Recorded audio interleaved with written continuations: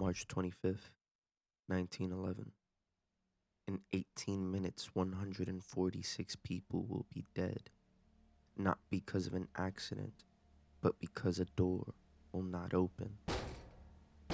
New York City, Saturday afternoon.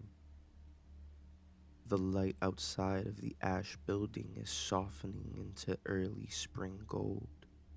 Carriages pass, students linger. Inside the 10-story loft building at Washington Place and Green Street, there is no softness, only speed. On the 8th, ninth, and 10th floors, nearly 500 workers stitch shirtwaists, the fashionable blouse that has become a pillar of modern American industry. The building is advertised as fireproof, steel frame, brick exterior, modern construction. But fireproof refers to the building, not the people inside. Most of the workers are teenage girls, Italian, Jewish, Russian immigrants, 14, 15, 16 years old. They work 52 hours a week for $6. They bring their own thread. They are fined for talking. Among them, Rosaria Maltese, 14, Lizzie Adler, engaged to be married, Jacob Bernstein, supporting extended family. At 4:40 p.m., the bell is minutes away. Coats wait on hooks. Pay envelopes wait in pockets. Saturday evening waits. Then, a scrap bin on the 8th floor ignites. No one knows exactly how. Cotton patterns suspended above cutting tables flare instantly. Supervisors attempt control. Buckets, shouting, confusion. But the fire moves faster than authority. It runs along oil-soaked floors, climbing patterns overhead, leaps table to table. The 8th floor is engulfed within minutes. A telephone call warns the 10th floor. The 9th floor, the busiest floor, receives no warning. Smoke pours upwards through the elevator shafts. Workers run towards the Washington Place stairwell. The door does not open. It has been locked. For years, the owners, Max Blanc and Isaac Harris, kept that exit locked to prevent theft. Efficiency required control. Control required locks. Now the lock becomes a wall of iron. Women pound the door, and it will not open. The Green Street stairwell fills with smoke. The exterior fire escape twists under weight. Bolts tear from brick. It collapses. Elevator operator Joseph Zito makes trip after trip. On his final descent, girls jumped onto the roof of the elevator car. When the heat warps the rails, it stops. Above the 6th floor, firefighters' ladders cannot reach. Life nets are deployed, designed for one body at a time. Some jump alone, some hold hands. The nets split. Witnesses describe the sound of impact as rhythmic. By 4:58 p.m., it is over. 18 minutes, 146 dead. But the fire did not begin that afternoon. It began 2 years earlier, November 1909, Cooper Union. Thousands of garment workers gathered, wages low, hours long, conditions punishing. A young Ukrainian immigrant rises. Clara Lemlich. I have no further patience for talk. I move that we go on a general strike.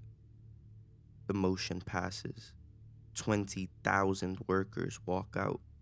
The uprising of the 20,000 begins. The International Ladies Garment Workers Union organizes the strike. Triangle refuses key concessions. The Washington Place door remains locked.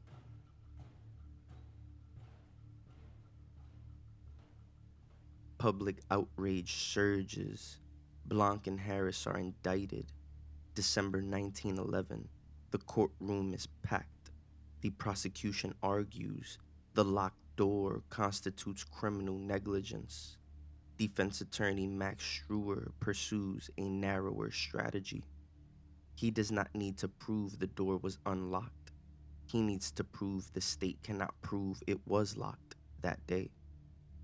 Survivor Kate Alterman testifies. Struer forces her to repeat her words again and again. Her consistency becomes suspicious. After 3 weeks, the jury deliberates less than 2 hours. Not guilty. The courtroom is silent. Outside, the city is not. Families sue. In 1914, a settlement is reached. The average payout per life lost was $75.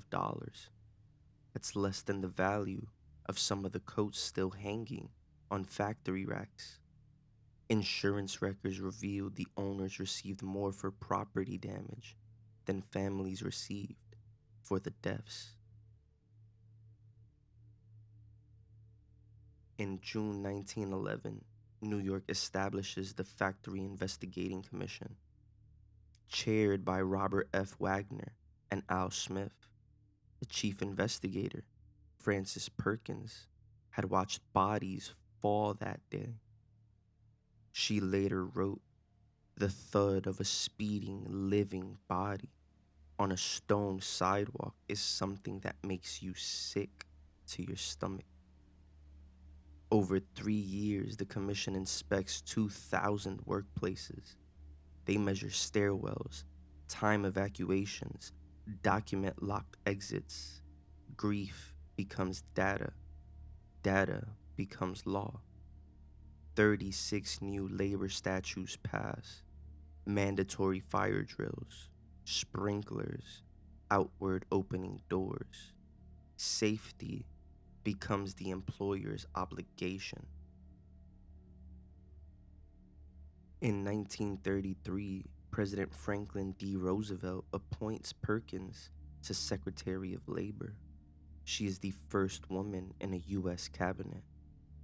She agrees on conditions: unemployment insurance, old age pensions, minimum wage, maximum work week, the abolition of child labor. The Social Security Act passes in 1935. The National Labor Relations Act follows. The arc from Washington Place to Washington, D.C. is direct. The New Deal was not abstract theory, it was memory.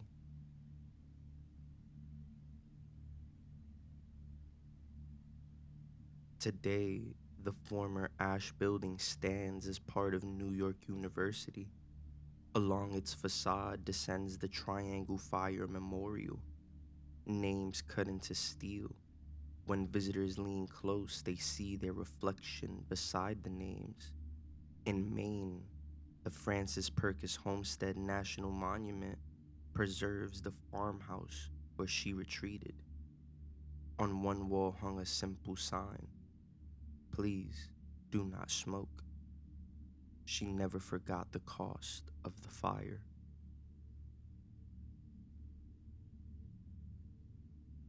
In 1911, 146 workers died because a door was locked.